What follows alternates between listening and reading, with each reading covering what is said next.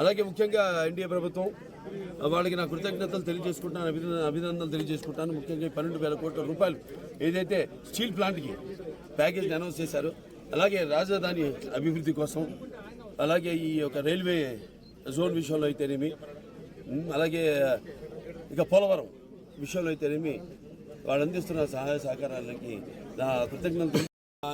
ఇలా అభివృద్ధి బాగా భౌగోళికంగా చూస్తే హిందూపురానికి మంచి భవిష్యత్తు. సో ఇప్పుడు మొన్న మా ఫైల్స్ కూడా నేను మూవ్ అవుతున్నాయి. మొన్న 92 కోట్లు ఏదైతే ఈ యొక్క రోడ్స్ వాటికి స్పెషల్ డెవలప్మెంట్ ఫండ్ కింద సీఎం గారు మంజూరు చేస్తున్నారు. అలాగే ఈ 120 కోట్లు ఏదైతే హెచ్ఎన్ఎస్ఎస్కి మరమ్మతులు పైప్ లైన్ అయితేనేమి మార్చాల్సిన అవసరం ఉంది. అలాగే ఇంటింటికి కుళాయి నీళ్లు ఇవ్వడానికి అయితేనేమి, ప్రతి కుళాయికి నీళ్లు ఇవ్వడానికి అయితేనేమి, అలాగే ఈ మాకు ఇది ఉంది మన చలమత్తూరు గోరంట్ల ఎత్తిపోతల పథకం, అదొక 850 కోట్ల.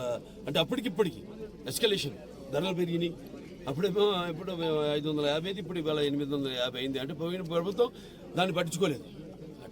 ఇక ముందు దాన్ని బాగా అభివృద్ధి చేస్తామని వాళ్ళకి గిట్టుబాటు ధరలు రైతులకు వచ్చేలా. ఎందుకంటే ఈ మధ్య చూస్తే కొంచెం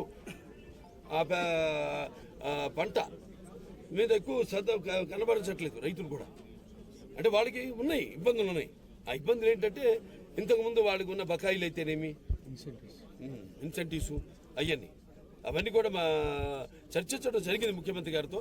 త్వరగతిని సెరికల్చర్ను కూడా డెవలప్ చేసి తప్పకుండా మొత్తం సర్వతోముఖ అభివృద్ధి, హిందూపురం సర్వతోముఖ అభివృద్ధికి నా వంతు కృషి చేస్తానని తెలియజేసుకుంటూ సెలవు తీసుకుంటాను.